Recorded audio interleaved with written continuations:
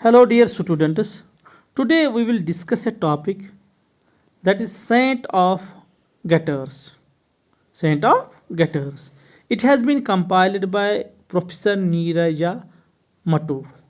Professor Neeraja Matu is the author or the writer of this topic, and the caption or the name of the topic is Saint of the Gutters. Okay. Now we will come to know what is the meaning of gutter. Gutter are gutters. Gutter is the singular and gutters are in the plural. Okay, plural. So what is gutters? See the meaning on the screen. Gutters means a shallow trough fixed beneath the edge of a roof for carrying of rainwater. They could see there. Okay, it is used for the carrying the water from roof to the ground. Okay.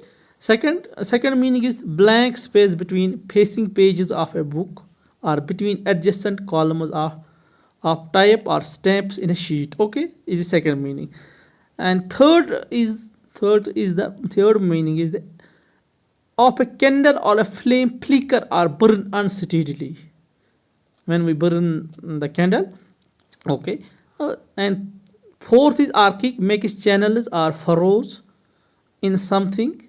My cheeks are guttered with tears. Okay, so you can see making channel, do you know stream, like, yes, streams or furrow means when we plow the earth or soil, we see there is a small stream is formed when tractor or when we plow the this what we say this soil. Okay, so these were the meanings of the gutter. So here we discuss the saint.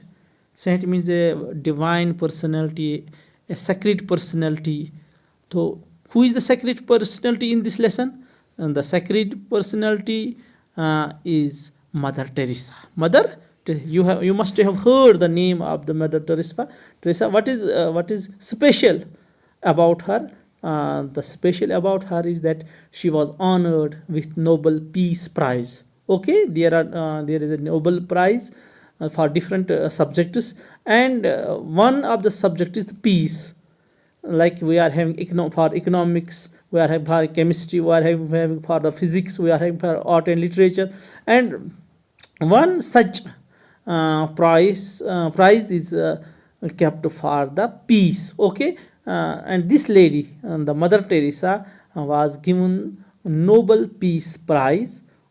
So Mother Teresa was born on 26th August 1910. Now from Yugoslavia. She was named Agnes Gonza.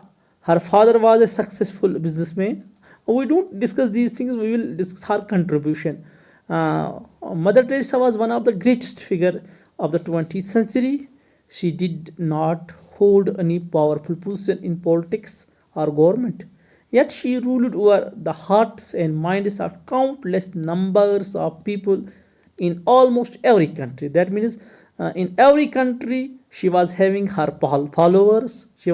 Why? Because there was one special feature in her, because she was a philanthropist. That means she was helping the poor people, she was helping the destitutes, she was helping the widows, she was helping the children, neglected children or orphans, and other welfare programs she was carrying for the welfare or for the benefit of the society. That is why she was very famous across the world, and that is why she was having thousands of followers in different countries. So we will discuss what happened. One day in 1946, when she was traveling in a train from Calcutta, okay, from Calcutta to Darjeeling, she again heard a voice. She heard a voice. This voice came from her heart. It was like the one she had heard before.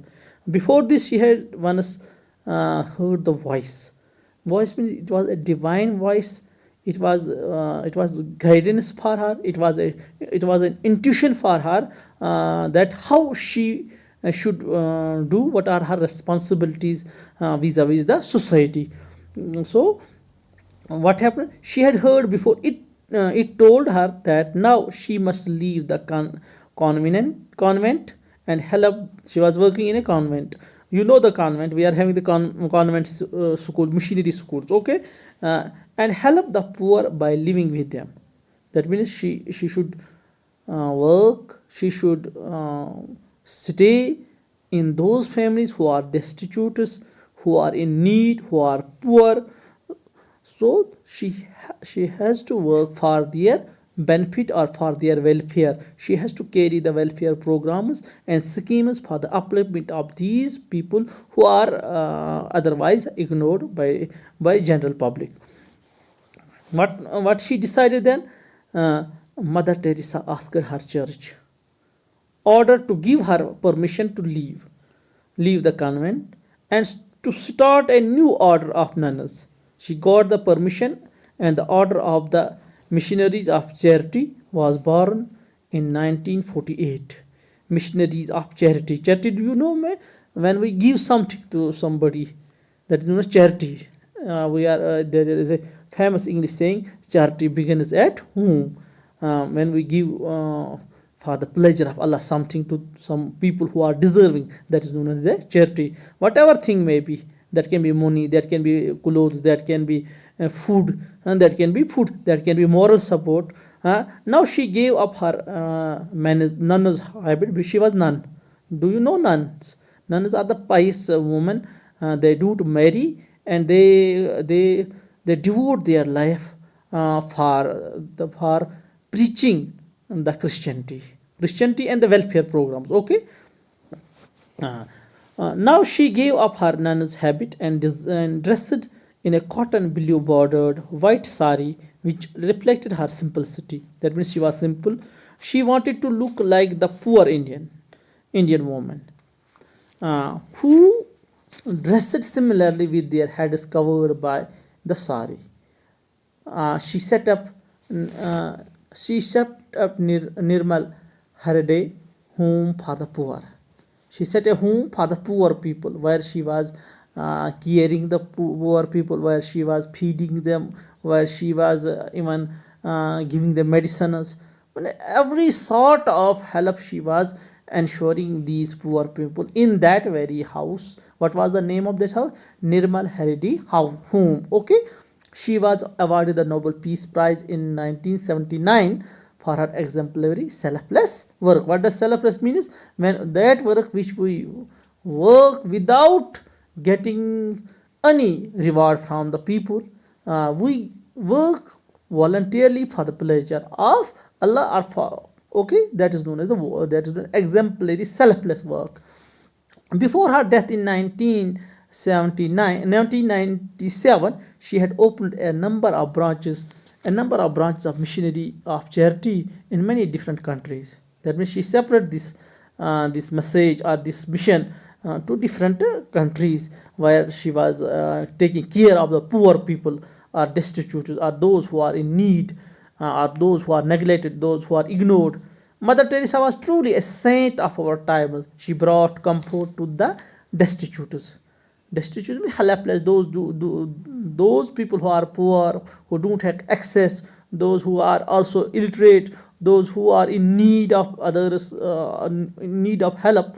So those are known the destitutes. She gave care to those who had no one to care for them. Okay, she made the most insignificant and unwanted humans feel that God, through the agency of Mother Teresa, remembered them. Okay, this was her mission. Her mission was to carry the programs for the welfare of the destitutes, those who are in need, those who are having financial problems, those who are having health problems, those who are having social problems, and those who are widows, those who are orphans. That means she devoted herself for the cause of poor destitutes. This was the brief introduction of Mother Teresa. Thank you. God bless you.